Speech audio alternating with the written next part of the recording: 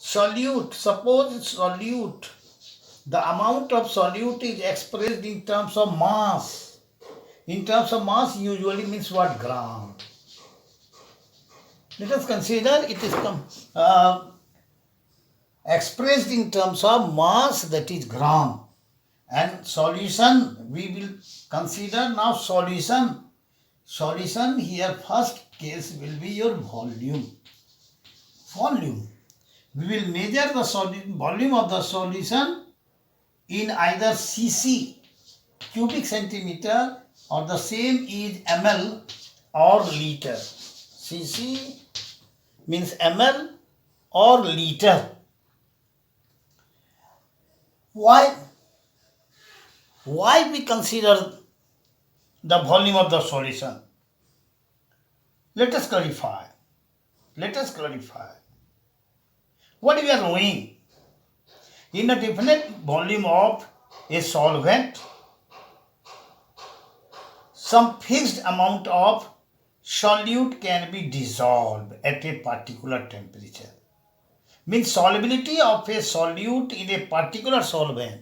Solubility of a solute in a particular solvent is fixed. And when we will maintain this at a particular temperature, then what will be there? Complete dissolution will be there. And when there is complete dissolution, then what is clear? What can we describe about a solution? There is no difference in volume.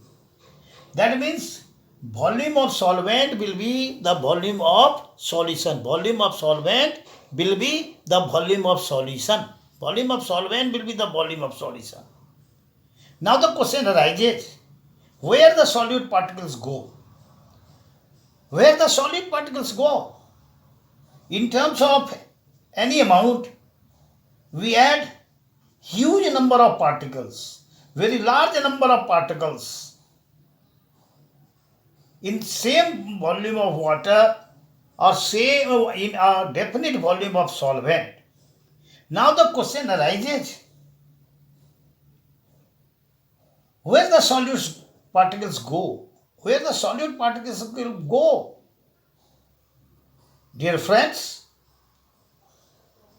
here solute particles accommodate themselves in the intermolecular gaps. What? Intermolecular gaps of solvent molecules. Say for example, water molecule. We consider any molecule as spherical. So suppose 4 spheres, 2 in first layer and 2 in second layer, are in their contact. What is there?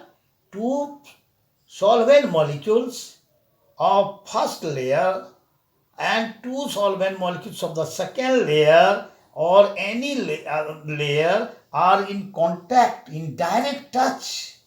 And when they will be in direct touch, then what is there? There will be intermolecular gap. In between these solvent molecules, there is a intermolecular gap.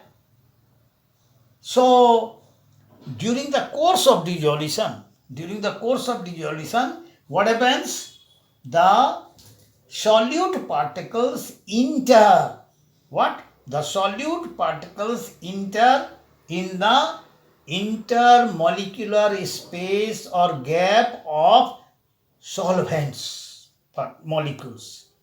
And by the way, here solute particles, no doubt, are added in solvent for the dissolution, but during the course of dissolution, they enter in the intermolecular gaps of closed solvent molecules of different layers of solute is there, and which fraction of unit mole of solvent is there. This will also give an idea to express the strength of a solution.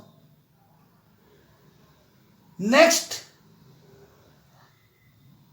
in 100 gram of solvent. Next will be what? Or we can say the fifth one. What? 100 gram of solution.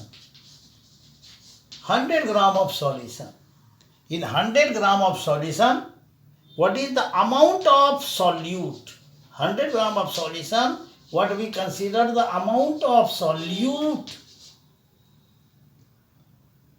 That means percentage. Percentage. Amount of solute must be in mass or it may be in volume. Amount of solute will be here in mass or volume, but amount of solution must be 100 gram. So in 100 gram of solution, which mass of means which mass of solute is there or which volume of solute is there, that will also give two ways to express the strength of solution.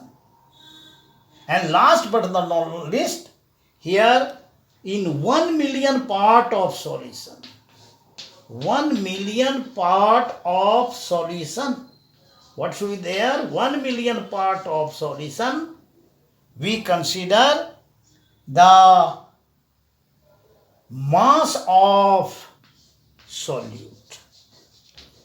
What we measure? We measure the mass of solute in 1 million part of the solution. So by the way, what we will get? We will get the sixth way to express the strength of the solution. Now sum up the entire discussions. So first one was expression of the mass of solute in terms of equivalent mass. Mass of solute in terms of equivalent mass in 1000 cc or 1 liter volume of the solution. Second was to express, to determine the number of moles of solute in 1000 cc or 1 liter volume of the solution. Third one, the number of moles of solute in either in 1 kg of the solvent or 1000 gram of the solvent. Now fourth one, mass of solute, what? Mass of solute in 100 gram of solution. Fifth one, volume of solute in 100 gram of